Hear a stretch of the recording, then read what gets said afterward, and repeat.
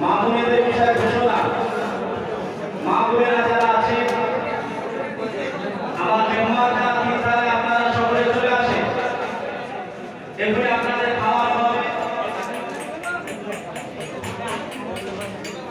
এরপরে আপনাদের খাওয়ানো হবে। আপনারা যে যেখানে আছেন তিনটায় লম্বা বিল্ডিং এটা চলে আসেন।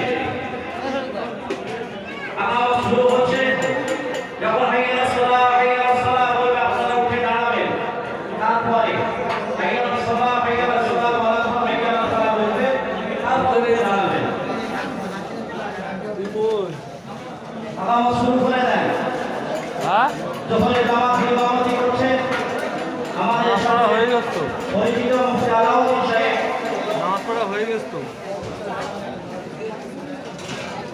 হ্যাঁ